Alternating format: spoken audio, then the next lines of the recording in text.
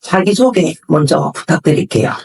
굴다리 다방 힙을 운영하고 있는 유종현이라고 합니다. 네, 예. 반갑습니다. 안녕하세요. 이 카페를 운영하시게 된 계기 간단하게 설명해 주시겠어요?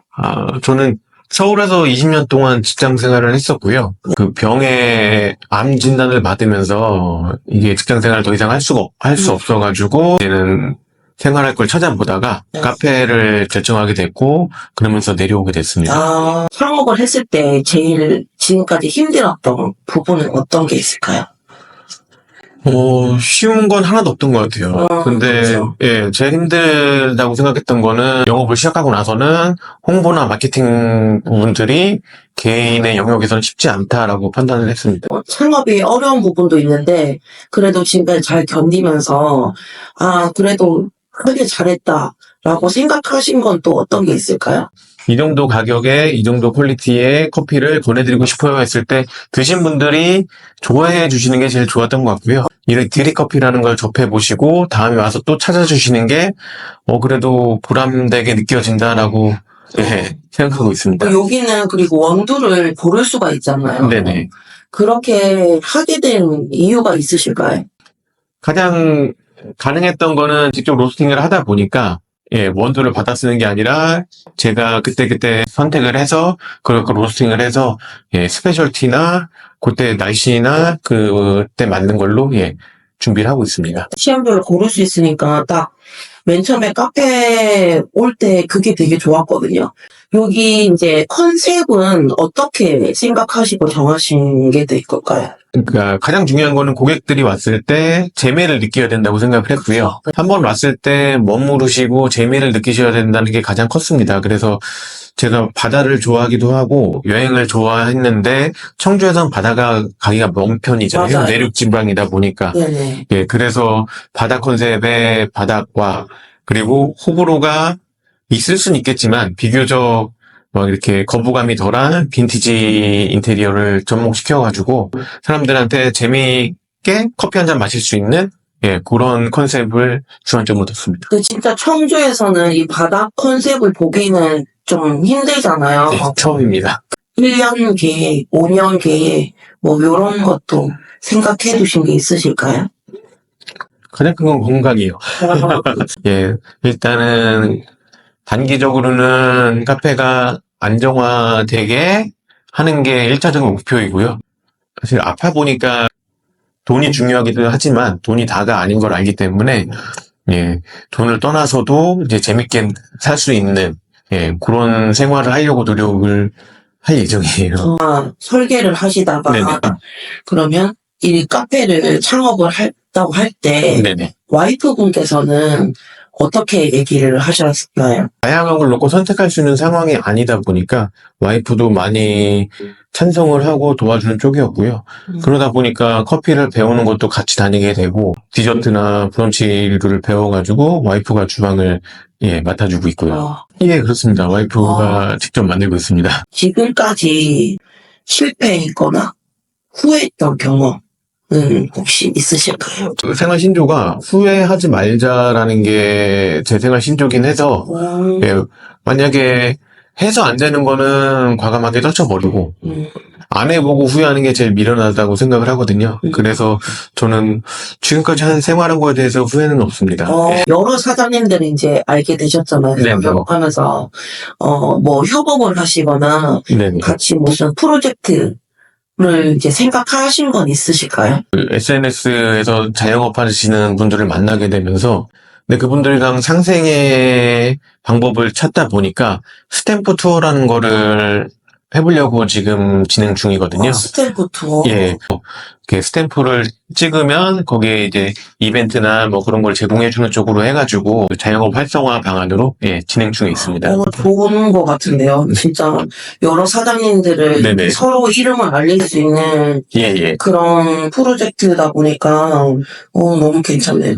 카페 이름이 굴다리 다방 힙이잖아요. 네네. 이 이름은 어떻게 생겼나요? 생기게 된 건가요? 여기 앞에 굴다리가 어릴 때 미취학 때부터 있던 굴다리거든요. 역사가 긴 굴다리고 힙이라는 거는 힙하다의 힙도 맞는데 여기가 위치가 위에 대지보다 낮아가지고 잘 안 보여요. 도로변에서. 그러니까 조금 아지트 같고 숨겨져 있는 비밀스러운 공간이라는 뜻으로 히든 인터레스팅 플레이스라고 해가지고 그래서 힙으로 지게 됐습니다. 아, 이거 아메리카노랑 많이 추천하는 음료가 이 두바이신가요? 예, 지금 요 아메리카노는 게이샤 원두를 드립으로 내린 건데요.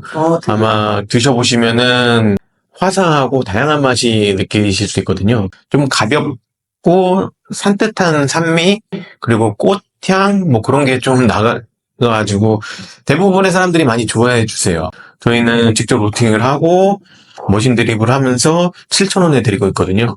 그러면서 사람들이 예 이제 게이샤가 많이 알려지고 있고 게이샤 맛집이라고 많이 불러주세요. 제일 생각이 나시는 손님들이 계실까요? 아, 커피를 좋아해 주시는 것도 물론 좋은데 그런 분들은 많고요. 저희 가게 들어오셨을 때 바닥을 보고 발을 못 디디시고 우왕좌왕하고 아, 계셨거든요. 예, 그분이 제일 기억에 남습니다.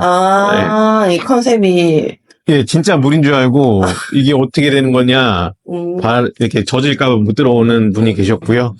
그리고 애들은 이제 바다라고 여기서 헤엄치는 것처럼 놀기도 했고, 예, 그런 게 기억이 납니다. 아, 네. 진짜 평생 기억이 남겠네요. 컨셉이 바다라서. 네네네. 제일 생각나는 리뷰 있으실까요? 다 감사하게 적어주셨고, 두바이 초코 같은 경우 가성비가 사악하다라는 리뷰가 제일 기억에 남아서 그다음부터 죄송한 마음에 양을 더 양껏 드리고 있습니다. 네네. 처음 오시는 분들에게 추천하는 메뉴는 있으실까요? 커피를 좋아하시는 분이면 게이샤 커피는 꼭 드셔보길 권하고 싶고요.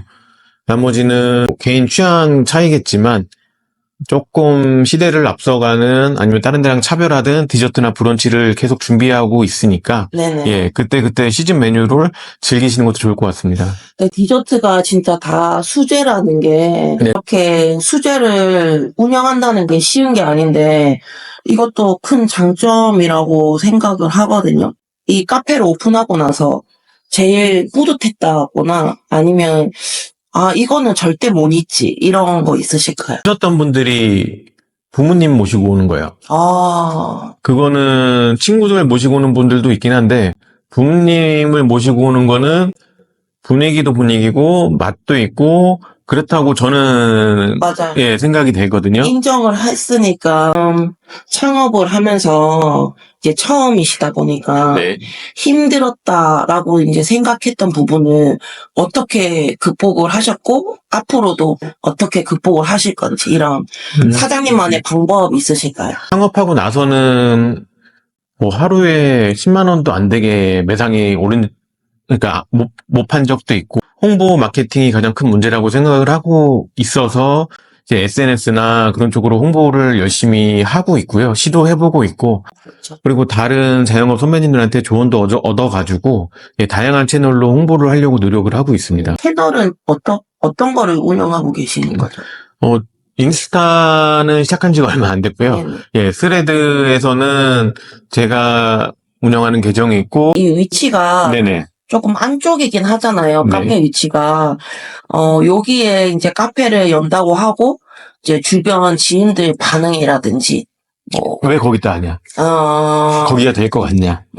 그런 말씀을 제일 많이 들었습니다. 그럼 사장님께서는 여기에 특히 카페를 이제 계약하신 계기가 있으실까요?